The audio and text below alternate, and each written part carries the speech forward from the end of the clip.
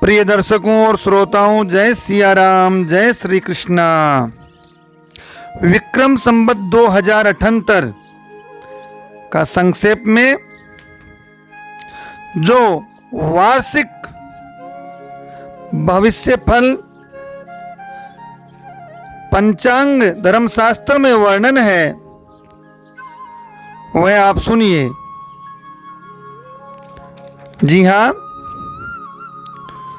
विक्रम संवत 2078 में रोहिणी का निवास तट पर बना है, अतः वर्षा की श्रेष्ठता रहेगी, वर्षा अच्छी रहेगी, कृषि उत्पादनों में वृद्धि कारक रहेगी, प्रजा में सुख समृद्धि का संचार होगा, उद्योग धंधों में उत्पादन बढ़ने से रोजगार के साधन भी बढ़ेंगे और जनता के जीवन स्तर ऊंचा होगा। इस प्रकार का वर्णन धर्मशास्त्र का है। संवत समय का निवास रजक धोबी के घर है। धोबी के घर होने से उत्तम फलदायक है। अच्छी वर्षा होने से नदी तालाब बावड़ी जल से परिपूर्ण होते दिखाई देंगे। संवत समय का वाहन इस वर्ष का राजा मंगल बनने से संवत का वाहन बेल भी रहेगा। वर्षा की अनुकूलता रहेगी, विशेषकर पर्वतीय क्षेत्रों में होने से नदियों में पानी का वेग बढ़ेगा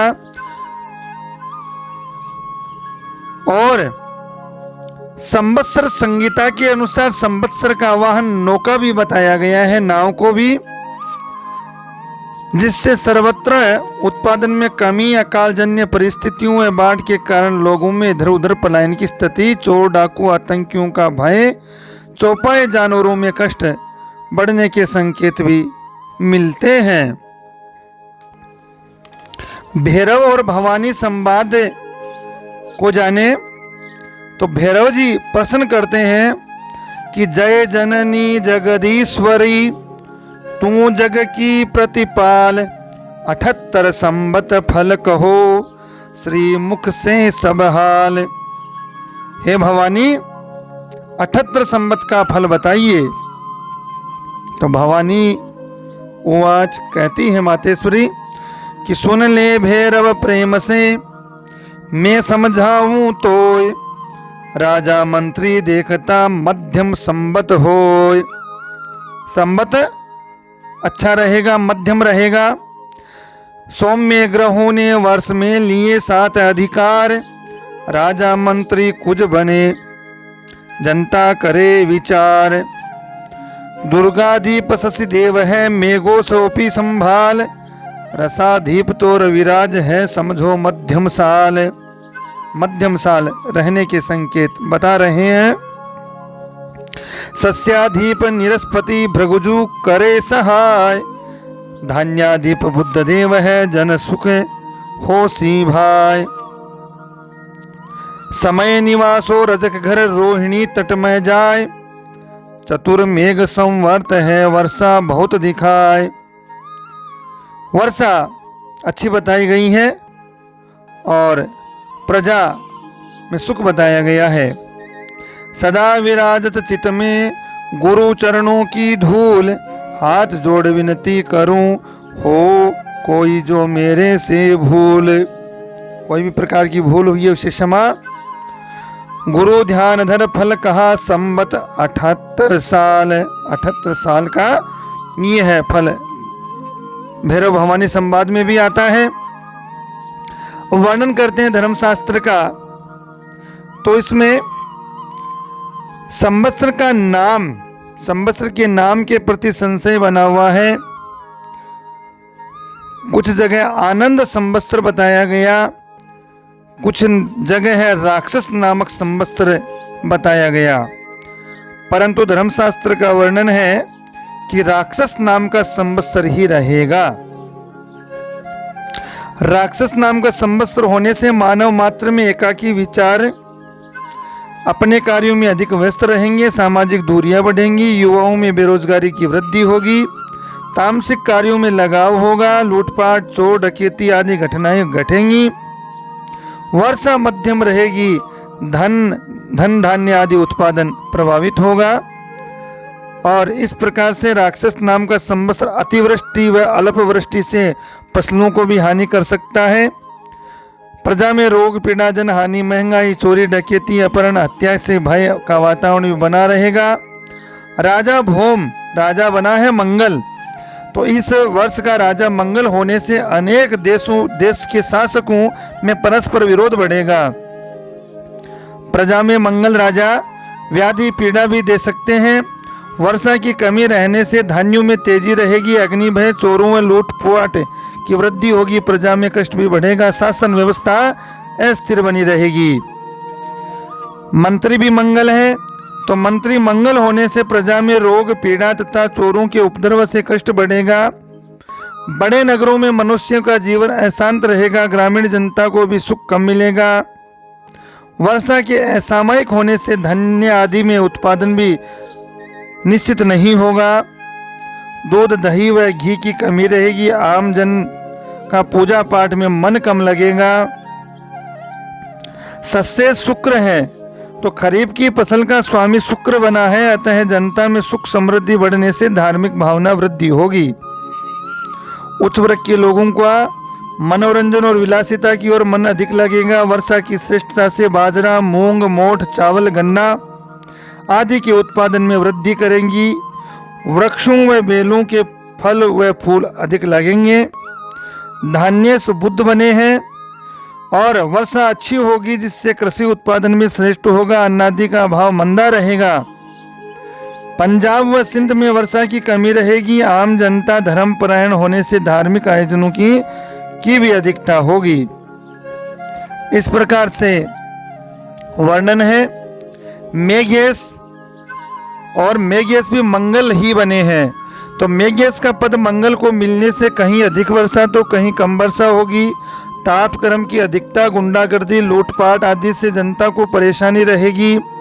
उद्योग धंधों को प्रतिस्पर्धा का अधिक सामना करना पड़ेगा। समाज सेवी सद्विचार वाले लोग किम कर्तव्य विमूढ़ की स्थिति में रहेंगे। अन्न की पैदावार कम होगी। मेघेश चंद्र का फल ये है कि मेघेश का पद चंद्रमा को मिला है, अतः कुआं, बावड़ी, तालाब आदि वर्षा से जल से परिपूर्ण रहेंगे। जनता में सुख शांति रहेगी। अनाज का उत्पादन भी अच्छा होगा।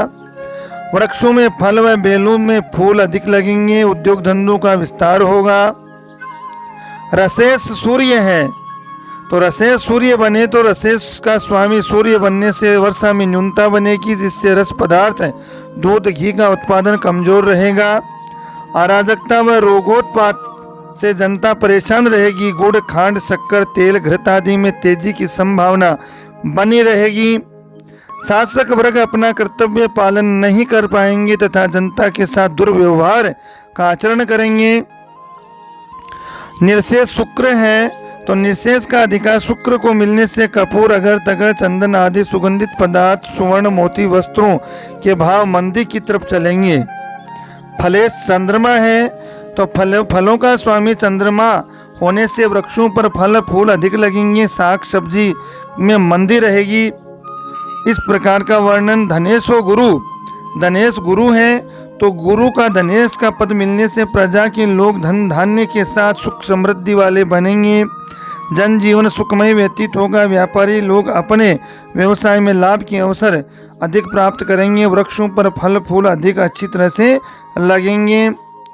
और दुर्गेश चंद्रमा बने हैं, तो दुर्ग, किला एवं सेना का स्वामी चंद्रमा बना है, अतः राष्ट्र के शासक सुराज्य करेंगे। विकास कार्यों के साथ शांति प्रयासों के लिए वार्ताओं का जोर रहेगा। गन्ने की उत्पादन अच्छी होने से गुड़, शक्कर, चीनी में मंदी के योग बनेंगे। गोपालकों को भी धन लाभ होगा। शासनाध्यक्ष जनता के लिए सजग रहेंगे, किंतु पश्चिम देशों में उत्पाद भय की वृद्धि होगी। वर्ष का नाम श्रावण का फल यह है कि इस वर्ष श्रावण नाम का वर्ष होने से प्रजा में हर्षोल्लास वातावरण बने रहेगा। पशुधन की वृद्धि होने से दूध, दही, घी का उत्पादन बढ़ेगा। वर्षा की श्रेष्ठता बनी रहेगी। अब विश्वामान को देखें।